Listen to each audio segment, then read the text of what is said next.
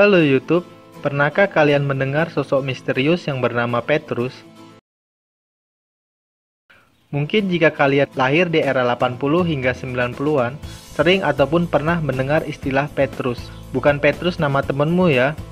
Sebagai sosok yang misterius dan juga sangat ditakuti oleh masyarakat, apalagi orang-orang yang berpenampilan menyerupai preman dan juga memiliki tato, niscaya mereka akan lenyap dari peradaban. Lalu apakah sosok Petrus ini memang benar-benar ada? Dan bukti apa saja yang mendukung hal tersebut? Berikut ini beberapa fakta-fakta menarik mengenai Petrus sebagai momok mengerikan yang ada pada zaman Orde Baru. Yang pertama, Petrus bukanlah nama orang. Ternyata fakta pertama, Petrus bukanlah nama orang. Petrus merupakan singkatan dari penembak misterius yang dibentuk dalam sebuah operasi rahasia pada masa kepemimpinan Presiden Soeharto sekitar tahun 1982. Tujuan dibentuknya Petrus ini adalah untuk menanggulangi tingkat kriminalitas yang meningkat pada saat itu. Namun hingga saat ini, sosok dari Petrus tersebut tidak pernah terungkap secara pasti. Yang kedua, Petrus sebagai faktor penting keamanan Orde Baru.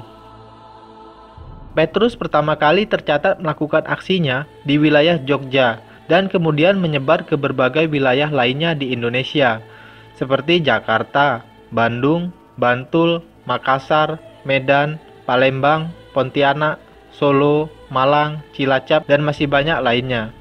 Meskipun sosok Petrus ini berhasil menurunkan kriminalitas yang terjadi dan membuat masyarakat ada juga yang pro dan juga kontra terhadap kehadiran sosok Petrus tersebut, karena dianggap sebagai pelanggaran HAM berat.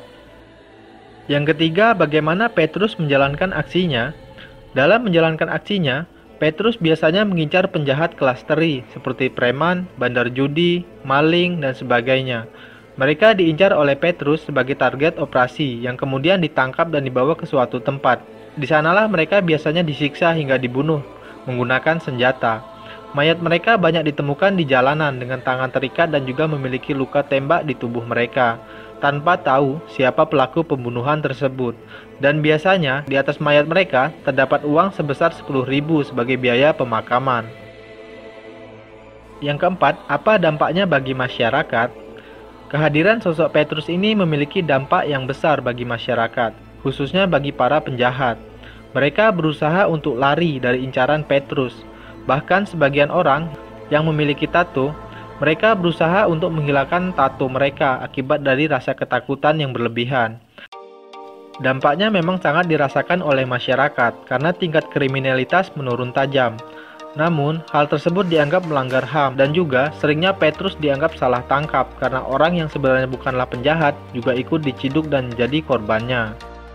Kemudian yang kelima, berapa banyak jumlah korban dari Petrus? Selama kurang lebih 3 tahun beroperasi, Petrus diperkirakan telah membunuh sekitar 10.000 orang, namun hanya 2.000 orang saja yang dikonfirmasi. Dengan puncak korban terbanyak pada tahun 1983, dengan korban mencapai 781 orang, baik penjahat maupun orang yang diduga sebagai penjahat.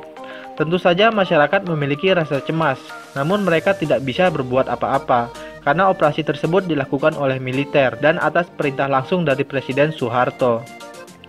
Nah, bagaimana pendapatmu guys terhadap kehadiran Petrus ini? Sampaikan di kolom komentar ya. Semoga informasi ini bisa bermanfaat dan jangan lupa di subscribe ya, karena akan ada banyak informasi menarik lainnya.